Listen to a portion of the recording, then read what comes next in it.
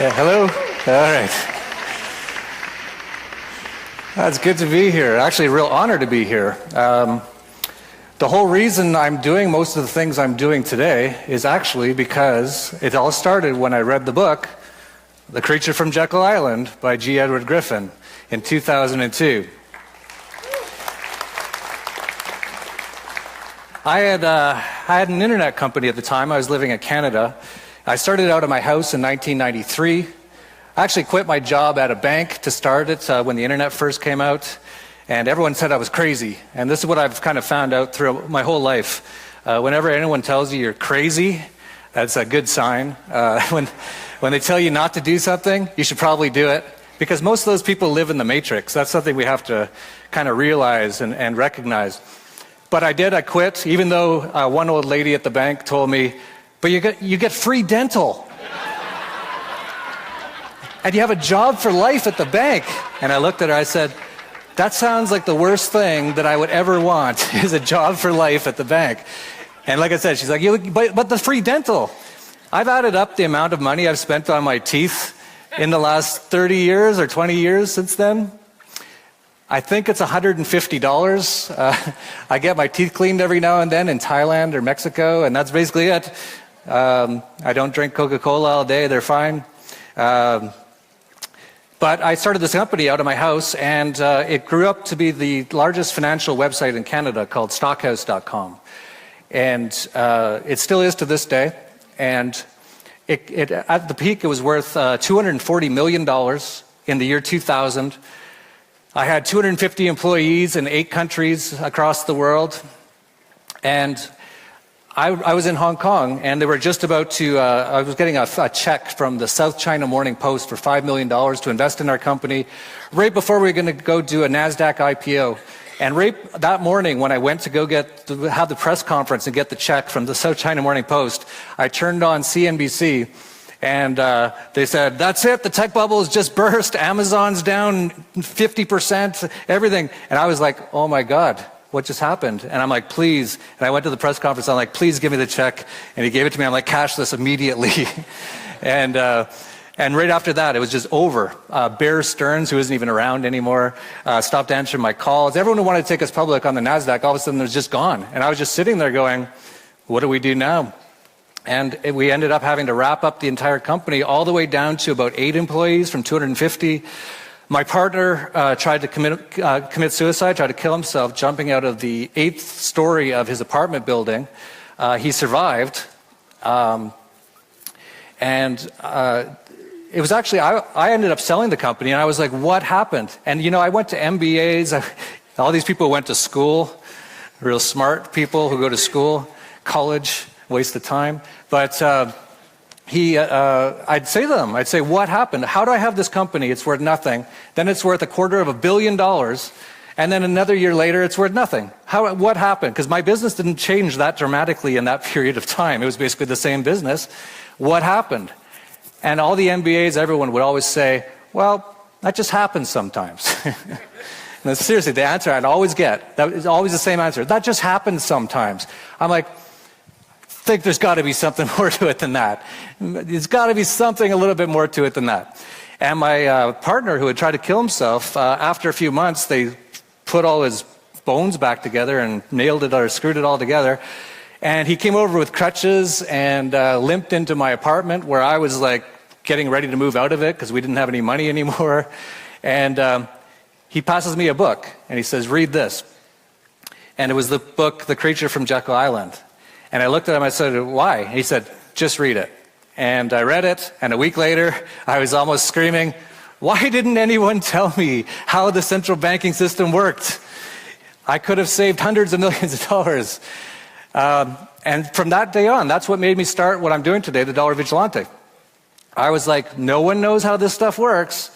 I've got to tell people. So after a number of years of trying to sail around the world, sinking my sailboat in El Salvador, keep going by backpack for 100 different countries, I decided, okay, I have to get back to work now, and I've actually got a passion. I want to tell people how the central banking system works, how this entire fiat fractional reserve banking system works, what Austrian economics is and why that's the only real economics, Keynesian economics and why that's garbage. And so I started the Dollar Vigilante, all based off of all of that. And the interesting thing that happened in the process of all this is I began to learn about other stuff as well. I began to look into, well, I knew the central banks were already just an evil system. They are a tenet of communism. That is pure communism, central banking. It's so funny that people today can't even recognize that. It's like, so the entire US economy and pretty much every other economy in the world, it's all centrally planned with a central bank, and they decide the value of money. They can decide how much they want to print. They can give it to their friends. It's an absolute total scam. And most people just have no idea. They still think, well, Ben Bernanke said, or Janet Yellen. These are just, absolute useful idiots at the very best. At least Ben Bernanke was kind of smart. He was sort of like this math guy, and he's like, oh, I did some equations, so yeah, boom, we're going to screw the economy. And and everybody like, oh yeah, he had equations. Yeah, he's very smart, very smart.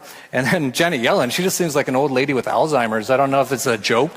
Sort of like Stephen Hawking, whoever that guy is, that they got all drugged up in the wheelchair and they say he talks. He talks by blowing into a pen and people believe it. It's sort of like the same with Janet Yellen. Anyway, so I was like, we got to tell people about this stuff. And then I'm like, okay, but what is government? What are they doing? Looked into that. I'm like, it's a big scam. Government, govern, to control, meant mind control.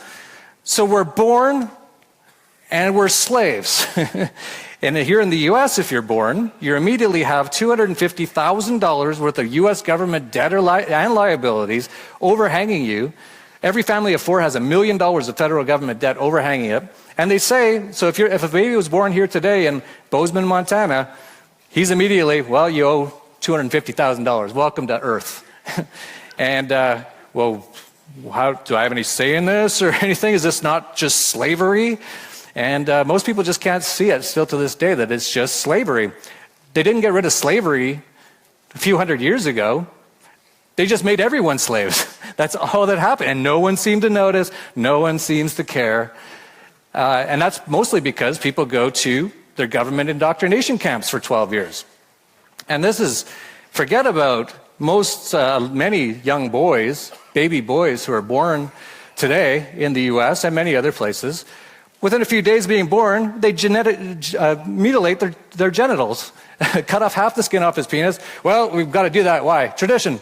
Oh, traumatize a little 2-year-old baby boy, probably never get over that trauma, will never have a true sexual connection with a woman. No problem with that. Oh, and then we're going to pump him full of 30-plus vaccines in the first 2 years before his immune system's even born. Nothing odd about this at all. In fact, if you don't do it, you're bad. You're gonna get my kids sick because you didn't get vaccinated. But I thought your kids were vaccinated. Well, shouldn't they be okay? Well, no, it doesn't work that way. It's herd mentality or something. I don't even know what they call it. Yeah, it is herd mentality. But like I said, they go to, after getting their dick chopped off and being their mercury and formaldehyde pumped into kids, which they're never going to have a good immune system after that. Then guess what, kid, who you already have $250,000 worth of debt that you got to pay off for some reason? Well, now you got to go to school, the government indoctrination camps for 12 years and do your Pledge of Allegiance. They changed that after the 1940s for some reason, how they did the pledge, but this is the world we live in, right? So, it's really hard to tell people all this stuff because they are so dumbed down. And now what do we have today? Chemtrails, which actually has all been admitted to now, just in the last few months. And they're all proud of it. Yeah, we're just trying to make the world cooler. I got into here last night. It was 40 degrees. It's cold enough. You stop dropping poison over everybody. Al Gore, who created the internet, right? But, that people are just dumbed down. And what else? Why else are they so stupid? Well, fluoride in the water. I live in Mexico, and so many people come down there, and from the U.S., and they'll say, "Oh, I'm scared to drink the water." I'm like, "Yeah, you probably shouldn't drink the tap water. I wouldn't drink the tap water anywhere. But if there's one place I definitely wouldn't, it's in most places in the U.S." And they go, "Why?" And I'm like, "Because they put poison in it called fluoride, which actually shuts off your third eye, makes it so you're actually basically a zombie almost if you drink enough of it." Oh, that's fine. So people go through all this sort of stuff. And then they get out of their 12 years of government indoctrination camps where they learned absolutely nothing. How many times have we heard from any high school graduate, oh, I got out of school, I can't get a job. Why? Well, I don't know how to do anything, and I've never done anything. I have no work experience. It's like, well, what have you been doing the last 12 years? Memorizing useless information. Okay, so what you need to do is go for 4 more years and pay for it too. And it's going to cost like $100,000 now because now the government's helping out with all that kind of stuff. And we'll give you loans, though. The government will give you loans. Funny thing about these student loans, you can't actually get out of it even in bankruptcy. So this is debt for life. To get your $100,000 worth of learning about, get your diploma in Asian female basket weaving, bachelor of whatever. And then they get out of there and they're like, okay, I'm like almost 30 now, can't do anything. I know absolutely nothing. In fact, most of the stuff I know is wrong. I can't get a job. This is terrible. We need to increase the minimum wage. So we need the government to tell businesses that they got to pay us more, which obviously they don't know anything about economics. That's not going to work. Everything just gets destroyed. And this is basically where we're at with most people today. So we really live in, like, there's a few movies to me that really don't seem like fiction. One of them is The Matrix. Another one is The Truman Show, The True Man Show. I don't know if anyone ever noticed that name. We live, and I always call what we live in a cult. And I call it sort of like The Matrix, sort of like The Truman Show, but we live in a cult. Everyone says it. It's our culture. It's a cult. And people most people out there, people who wouldn't come to a conference like this, obviously, they are literally zombies. Like, those zombie movies aren't fiction either. It's all kind of happening. And it's been on purpose. I was even just on the plane here, and I was in business class, and the guy beside me sat down. He kind of looked like Bernie Sanders, but without the crazy hair. And he opened his laptop, and he had like Windows Vista on it or something, and he's all squinting at the screen. And I looked over at the document he was working on, and it was like, globalism, blah, blah, blah. And he's obviously some UN globalism sort of guy. I don't know if this is a medical issue or something. He was like picking his nose the entire 5 hours of the flight. I don't know how that's even possible. And I'd even look at him like, do you even know you're doing that? And he'd be like, just looking at me like, I'm like, holy cow, this guy's just like a zombie. And he's like, globalism. That's what these people are. And they love that. And they put all these people into all these places. And this is what we have today in every field. You look at science, which I call scientism. Well, actually, let me backtrack a little bit. The reason I've started looking into all this stuff, as I pointed out, was because Jerry Griffin's book. Then I looked into the finance. I looked into the central banks. I was like, that's a scam. Then I looked into the governments. I'm like, that's a huge scam. And actually, the biggest religion in the world, by the way, statism, the belief in government, because it is a belief. There is no one place that you can point at and go, that's the government. Whenever I ask somebody who believes in government, and luckily there's less and less of them all the time, but I say, what is the government? And they're like, well, it's... and they point at like the White House. I'm like, that's a building. What is the government? And they're like, well, Donald Trump. I'm like, that's a guy. What is it? And it's a belief. People have been indoctrinated. It's slavery, like I said. And so we have people like that just, totally dumbed down. And I recognized it. I recognized it with central banks. I recognized it with government. But the next thing that really woke me up was 9/11. And that is, to me, the smoking gun of so many things, for me personally. And Richard Gage is here from 9/11, Architects and Engineers for 9/11 Truth. And I don't know where he is, but thank you for your service, sir. Yes, thank you. Yeah.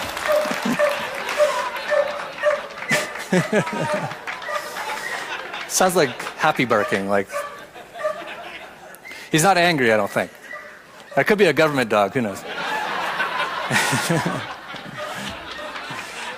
Anyway, so I was like a lot of people. I didn't realize it at first what had happened. I still feel sick at what I did. I was still selling my internet company, so I didn't pay attention to what was going on, like most people out there. I knew 9/11 happened. I was like, whoa, that's pretty crazy. And I went to a baseball game in Toronto and actually stood up and took off my hat for the national anthem, which I look back on and I'm disgusted at myself for being such an idiot. Because that's exactly what they want from these things, right? Problem, reaction, solution.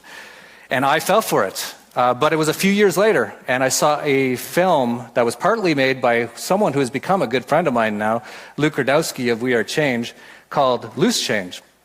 And I don't remember where I was. I think I was on my boat or somewhere, just watching the internet. And I watched that, I went, wait a second. Holy cow, how did I not see this? And that's the thing, we all have been to an extent brainwashed, and many of us are still brainwashed in many different ways. And that's what the Matrix is. But as soon as I saw that, I looked into it. I got into it so much. I'm still kind of into it to this day, but I must have spent months, if not years, just looking into 9/11. I'm like, okay, 2 planes knocked down 3 buildings at free fall speed, which is physically impossible, as Richard Gage will tell you. I don't care how good of a bowler you are. There's something happened weird there. Then it was September 10th, 2001, the day before, that Donald Rumsfeld, Rumsey, went on the television programming and said, we're missing 2.3, not million, not billion, trillion, $2.3 trillion, and said this is a serious life and death sort of a thing. And the next day, the accounting department of the Pentagram blew up. They said it was hit by a plane. Well, where's all the evidence? The FBI came and took away all the cameras within minutes. Well, and then you look at where's the plane in Shanksville? You ever seen the photo of the field? It's a garbage fire. It was like a small garbage fire. I'm like, where are all these planes? And even the Pentagon one, I was actually this is sort of like an awakening moment for me as well. I was like, I'm pretty sure 9/11 was not what they said it was. I'm pretty sure it wasn't guys in caves in Afghanistan with box cutters that did all this stuff. And but I was still looking into it. I'm like, I got to make sure. I can't say it unless I'm absolutely sure. But I'm like, I'm 99.9% sure. And then I was in an airport in the US, and that's the only time I see television programming, by the way. I haven't had a television to use for TV. I don't even remember the last time, 80s, 90 something. I also didn't really go to school much. That might explain why I'm able to think fairly reasonably. But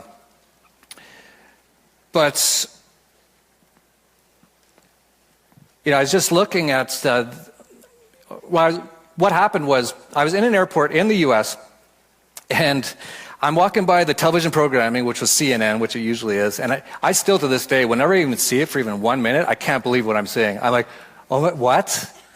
People are watching this and thinking it's real? It's like, whoa, can't believe it. I can't watch it actually for more than a minute or two. My heart starts racing. I don't know what kind of things they do with it, but my heart will just start pounding. It's got all the red alert, terror alert, and it's like, blah, blah, what do you think? Let's go to Wolf Blitzer in the Situation Room. I'm like, holy cow, what's going on? Turn it off and look out the window, and there's birds. It's chirp. It's like, wait a sec. What's going on here? But I walk by CNN, and she goes, breaking news.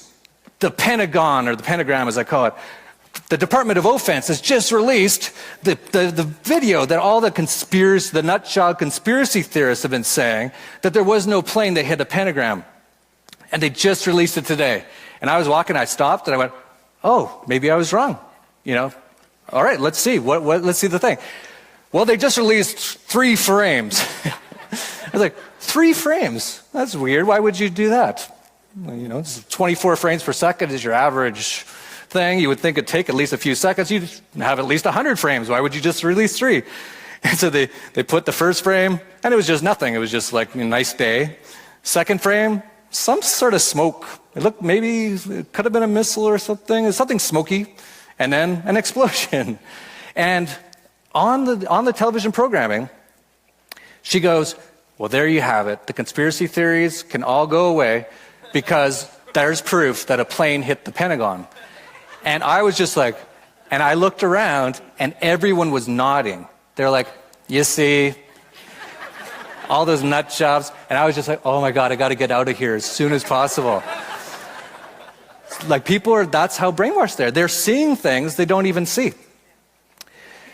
So you can say that to so many people. I've even brought it up. Like I'll even say it to people every now and then. They'll be like, well, you're an idiot. So how can you possibly believe that some people would want to do something like that? It's like, well, that happens all the time. But I'll say, well, where's the plane in Shanksville? And they'll be like, I see it. I'll be like, where? There's nothing. It's not even, it's like a little garbage fire. Even the coroner who showed up was like, I left after 10 minutes. It was a garbage fire. And it's like, well, I saw it. It's like, whoa, scary. Like these matrix dwellers. And the scary thing is, those people believe in government, and they believe you should be enslaved, and they believe you should give up most of your money, and they believe they own you. So these are very, I try not to hang around anyone who's like, a statist or isn't aware of what's going on. They're very, very dangerous people. That's sort of why I spend a lot of time down in Mexico. That's where I live most of the time now. Because they don't have the Pledge of Allegiance. The government indoctrination camps aren't that bad. They don't have fluoride in the water. I haven't seen any chemtrails around where I live. They don't have the mainstream media television propaganda. It's so different. Like what I was saying with CNN here. I walk by a TV and I can't believe the fear that they're pumping out. In Mexico, I sometimes see someone watching TV, and it's usually the weather girl who's like the hottest girl you've ever seen in your life. And she's just bouncing around. She's like, it's sunny again today. And it's like, I'm like, yeah, good.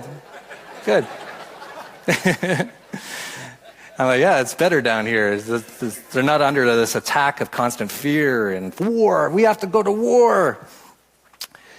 Which the U.S., it's been at war forever. But that was what really turned me on to opening up my eyes to everything, was 9/11. So it was first J. Griffin with central banking, then government stuff, then 9/11. And then from there, I just started looking into everything.